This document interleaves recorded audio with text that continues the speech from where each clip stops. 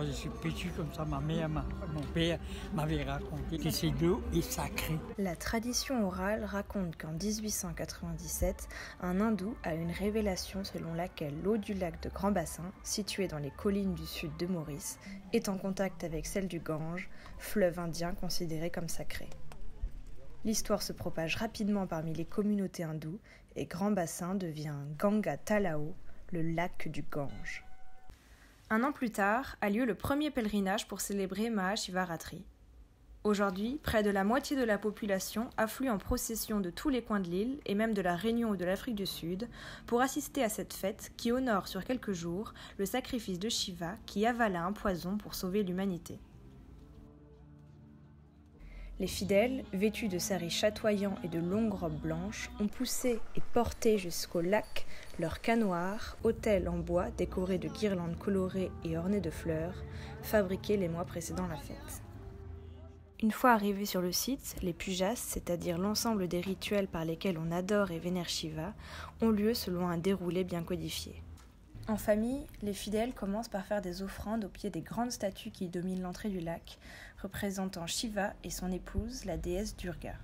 Inaugurée en 2017, cette statue est la plus grande représentation d'une divinité féminine au monde. Les dévots reprennent ensuite quelques forces grâce à la nourriture distribuée gratuitement sur l'ensemble du site. L'étape des prières peut maintenant commencer.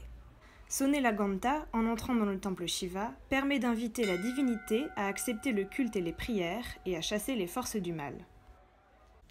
Une fois les prières faites, les dévots peuvent commencer les rituels, comme jeter de l'encens dans le feu, élément purificateur du mal. Le rituel Shiva Bhishek consiste à verser sur les statues de Shiva du lait de coco mélangé à du miel pour apaiser les douleurs de la divinité dues au poison. Dans les eaux du lac est versé le lait de coco tout en disant les prières. La coco peut être utilisée dans ce rituel, mais aussi en tant qu'offrande pour attirer l'attention du dieu.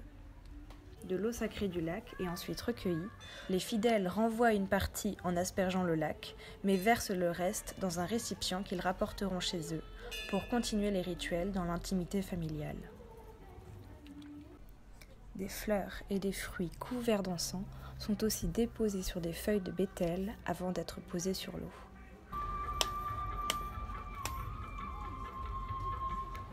L'atmosphère, lourde des parfums d'encens et les eaux calmes du lac, ainsi que la forêt qui l'entoure, donne à l'endroit une sorte d'aura mystique.